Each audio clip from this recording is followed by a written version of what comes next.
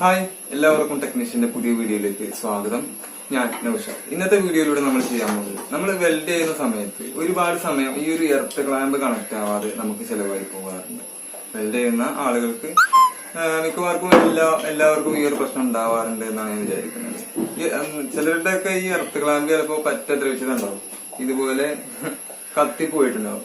ആ ഒരു കാരണം കൊണ്ട്, അതുപോലെ ചിലത് പഴകി കഴിഞ്ഞാൽ തുരുമ്പെടുത്ത് പോയിട്ടുണ്ടാവും. ആ കാരണം കൊണ്ടൊക്കെ എർത്ത് ക്ലാമ്പ് കണക്ട് ആവാതെ കുറെ സമയം ഇങ്ങനെ എർത്ത് കണക്ട് ചെയ്യാൻ വേണ്ടിയിട്ട് നമുക്ക് ചിലവാകാറുണ്ട്. അതിനുള്ള ഒരു പരിഹാരമാണ്, ഒരു സിമ്പിൾ ആയിട്ടുള്ള ഒരു ടെക്നിക്ക്. അപ്പോൾ എങ്ങനെയാണ് ഇത് ചെയ്യുന്നത് നോക്കാം. അപ്പോൾ ഇത് ഉണ്ടാക്കാൻ നമുക്ക് വേണ്ടത് ഒരു സ്പീക്കറാണ്. ഒരു ടിവിയുടെ സ്പീക്കർ, ഒരു പഴയ ടിവിയുടെ സ്പീക്കറോ അല്ലെങ്കിൽ ഒരു ഹോം തിയേറ്ററിന്റെ സ്പീക്കറോ ഒക്കെ നമുക്ക് ഇതിന് വേണ്ടിയിട്ട് ഉപയോഗിക്കാം. അല്ലാതെ സാധാ സ്പീക്കറും ഉപയോഗിക്കാൻ പറ്റും, പക്ഷേ അതിന് ഒരു കേസ് ഉണ്ടാവില്ല.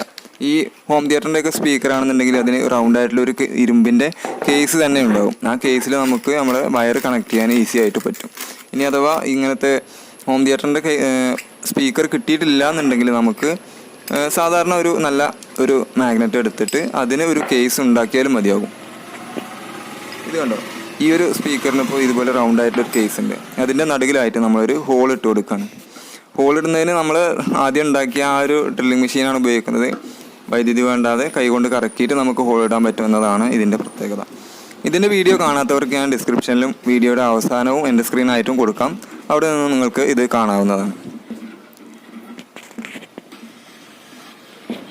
അതുപോലെ ഈ ഡ്രിൽ ബിറ്റ് കണ്ടോ, ഇതിനൊരു ചെറിയ പ്രത്യേകതയുള്ളൊരു ഡ്രിൽ ബിറ്റാണിത്. ഇതിന് ഞാൻ വാങ്ങിക്കുന്ന സമയത്ത് എനിക്ക് തോന്നുന്നത് 375 രൂപയാണെന്ന് തോന്നുന്നുണ്ട്.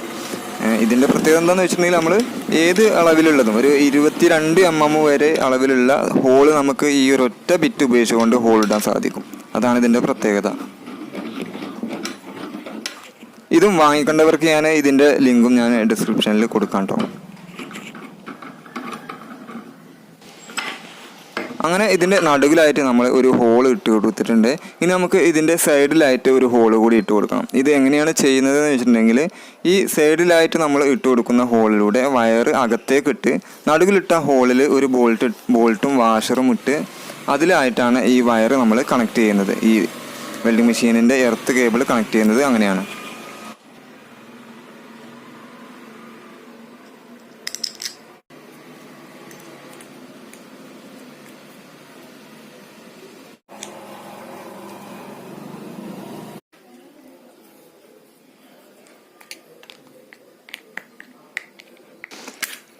അങ്ങനെ ബോൾട്ട് പുറകിൽ നിന്നും ഉള്ളിലേക്കിട്ട് നെട്ട് ഉള്ളിലായിട്ട് നന്നായിട്ട് ടൈറ്റ് ചെയ്ത് കൊടുത്തതിന് ശേഷം നമ്മൾ ഇതിനകത്ത് കാന്തം വെച്ച് അതിൻ്റെ പുറമേയുള്ള കേസ് കൂടി അവിടെ വെച്ച് നമുക്ക് യൂസ് ചെയ്ത് നോക്കാം.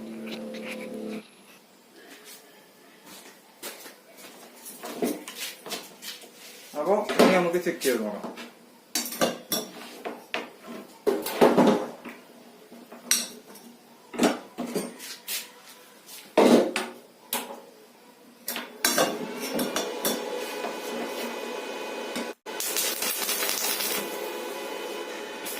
ഇപ്പോൾ കണ്ടോ, നല്ല അടിപൊളിയായിട്ട് എല്ലാ പൈപ്പിലും കറക്റ്റായിട്ട് എർത്ത് കിട്ടുന്നുണ്ട്.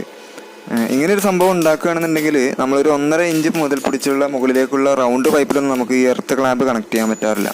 അതിനൊക്കെയുള്ള ഒരു സൊല്യൂഷനായിട്ട് ഈ ഒരു ടൂളിനെ നമുക്ക് ഉപയോഗിക്കാവുന്നതാണ്.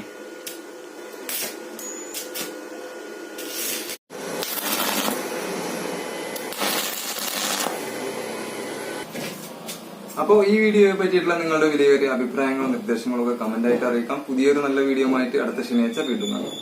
പുതിയതായിട്ട് എന്തെങ്കിലും വീഡിയോകൾ ചെയ്യേണ്ടതായിട്ട് നിങ്ങൾക്ക് നിർദ്ദേശം ഉണ്ടെങ്കിൽ അതും കമന്റായിട്ട് അറിയിക്കാം. അപ്പോൾ ശരി.